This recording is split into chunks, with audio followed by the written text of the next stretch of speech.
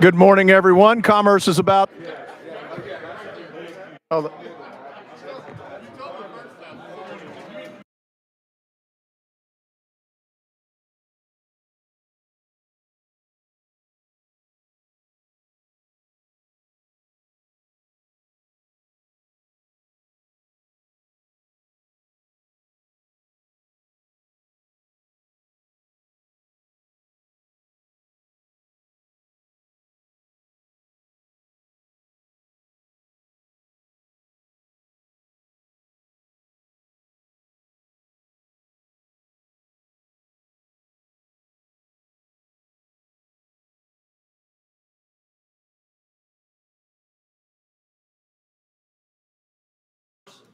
this is your Commerce Full Committee. Today's date is February 6th. I'm your host, Kevin Vaughn, and we're going to take some roll. Mr. Clark, you take the roll. Here. Representatives Alexander, Barrett, Boyd, Burkhart, Camper, Clemens, Faison, Freeman, Garrett, Hale, Hardaway, Haston, Hazelwood, Holdsclaw, Johnson, Lynn, Marsh, Moon, Powers, Sparks, Thompson, Towns, Vital, Williams, Zachary, Vice Chairman Bricken, Chairman Vaughn. Mr. Chairman, you have a quorum. Thank you so much. It is good. For our inaugural cruise, that's a big hit. Before we get started, does anybody have any points of order? Points of order, looking for some. Points of order, I see none. I do want to recognize, though, that we have a new analyst with us today. Say hello to Jackson Stubblefield. He's taking the place of trustee Owen Rosenberg. He's moving on up the ladder here at Cordell Hull, and we're glad to have him. And we're always assisted by the lady who keeps me out of more trouble than anyone else in the building. That's Miss Lovin Middleton Dunn, our counsel. My assistant and therefore the Commerce Committee's assistant is Rachel Bennett. And today we are assisted by our able clerks, Ava and Anna. And look who's down there keeping us all safe and free from harm and worry.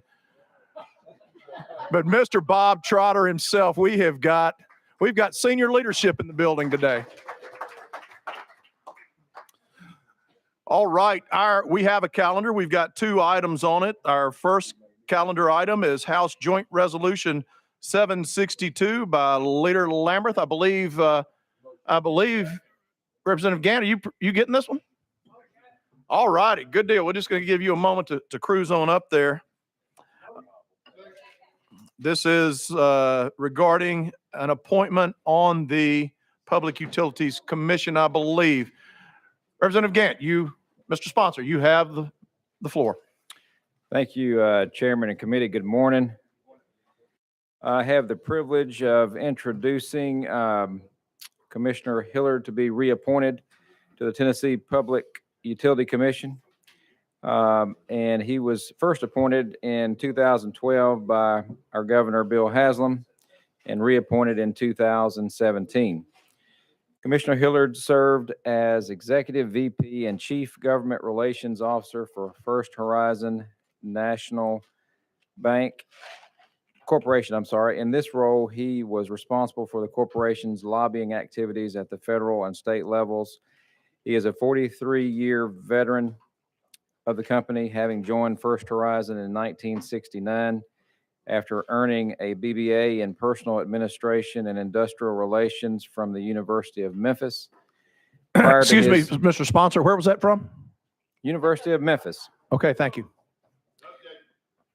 Prior to his current role, he was Executive VP and Chief Risk Officer.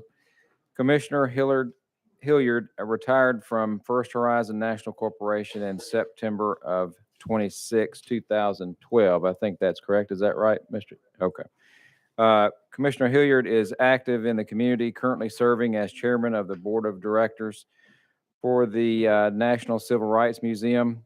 He is a board member of Blue Cross and Blue Shield of Tennessee. He was a chairman of the Memphis Housing Authority board from 1992 to 93, chairman of United Way General Fund Drive in 1987, and chairman of annual NAACP Freedom Fund Dinner in 1988, He is a past member of the Memphis Park Commission, the University of Memphis National Alumni Board, the University of Memphis Foundation Board, and the Board of Directors for Chickasaw Council of Boy Scouts of America, and also the Memphis Convention Visitors Bureau. From 2000 to 2005, he was chairman of board of for the board of Blue Cross and Blue Shield of Tennessee. He is currently chairman of Audit Committee for Blue Cross and Blue Shield of Tennessee. Commissioner Hilliard has completed additional studies at Southwestern Graduate School of Banking at Southern Methodist University, the Tennessee Executive Development Program at the University of Tennessee, Knoxville, Cornell University's Executive Development Program, and Crosby Quality College. Needless to say, Mr. Hilliard is very well qualified for this position and comes recommended by the governor. Mr. Chairman, I'll turn it back over to you. Thank you, Mr. Sponsor. Mr. Hilliard is with us today. He's been on this would be his third consecutive term on the Public Service Commission. For someone as accomplished as he is, I think the state is very fortunate to have someone that's willing to continually to serve in that position. And just a little bit of trivia, because y'all know I love my university, Memphis State University. Some of us in the room may have been two-time national cheerleading champions. We don't know. Rumor may have it. But beyond that, that makes me a member of the University of Memphis M Club. Our dear friend Commissioner Hilliard is also a University of Memphis M Club member. He was a Tiger basketball star back in the late 60s. And when you're a young man growing up in Memphis, from whatever your position in life is, one thing you do know is you know former Tiger players and you know the current Tiger players. And so for that, it's an honor to be with Commissioner Hilliard today. Given the fact that this man has served honorably for 2 terms already, I can't imagine anybody having a question for him. I told him be prepared for a written exam. I think he is prepared. But yes. All right. Without objection, we've got a previous question. All those in favor of continuing Mr. Hilliard's service to the citizens of the great state of Tennessee, please say aye. Aye. All those opposed, no. Hearing none. Thank you, Commissioner. It's good to have you back. Thank you, Chairman and Committee. This appointment will be headed to Calendar and Rules. All right. Next up, nothing excites me.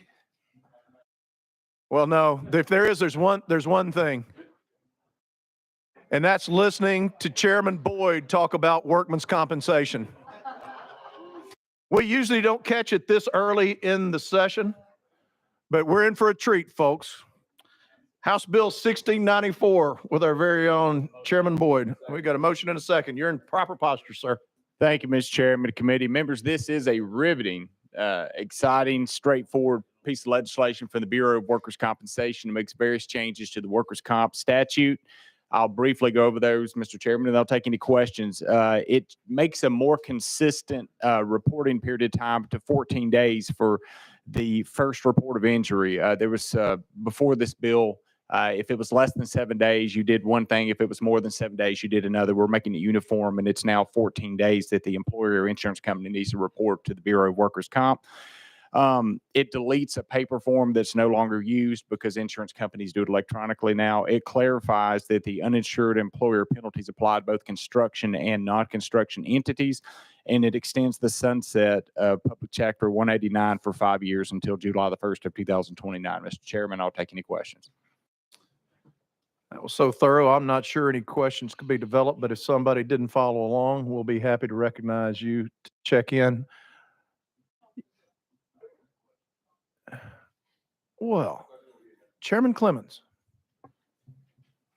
Thank you, Mr. Chairman. I had a question about the assessment of penalties, the change with regard to the greater of 1,000 or 1.5 times the accurate average yearly workers' compensation premium when applying appropriate assigned risk rates to the employer's payroll.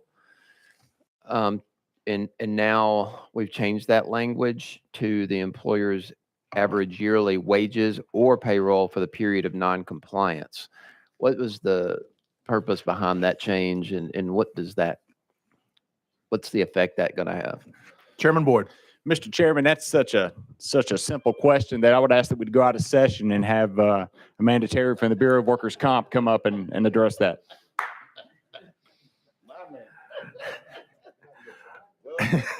I was gonna say he would, never mind. We're gonna go out of session and hear from the Bureau.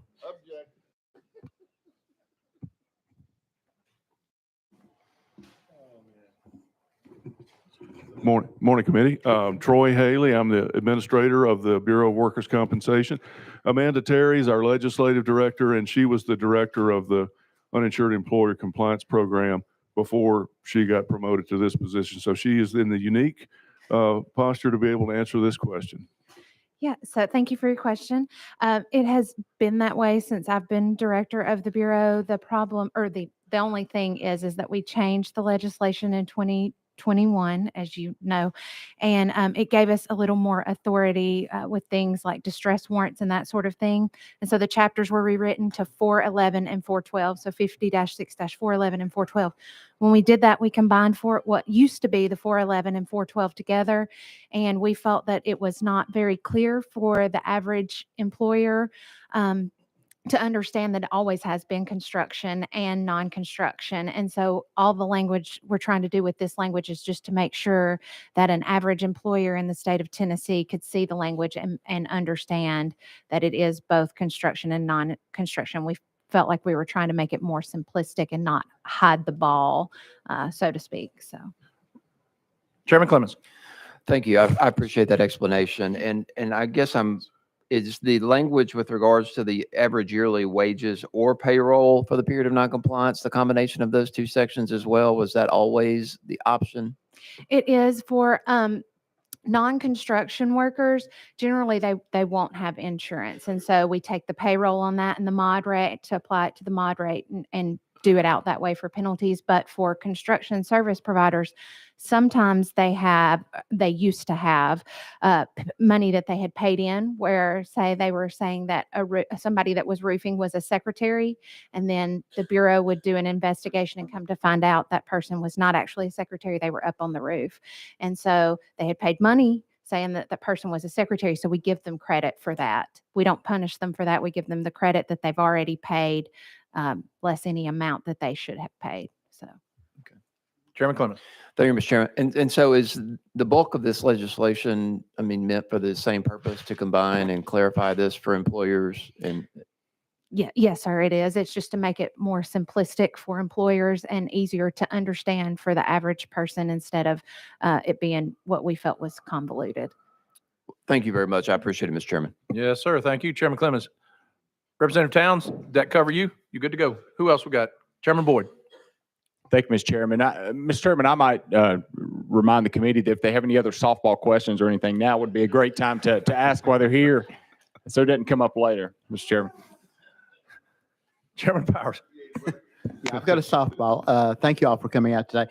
A lot of people are unclear about the minimum number of employees that they have to have before they have to carry workers' compensation. Would you care to go over that just a little bit to clarify that? Well, it's if it's a construction service provider, it's one or more employees. Other employers, it's 5 or more. All righty. Anyone else? Seeing none, thank you all for coming, and thank you all for sharing the fact that this was meant to be simplistic language.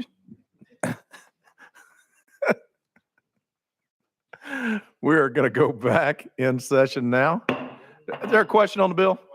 A question's been called. Seeing no objections, we're going to vote to send House Bill 1694 to calendar and rules. All in favor, please say aye.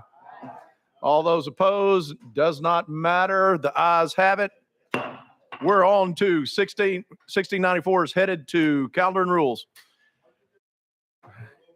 Well, we've got the room rented for another hour if you want to hang out. But with that, we're going to adjourn this committee and let us go on about our day. Everyone, thank you for coming.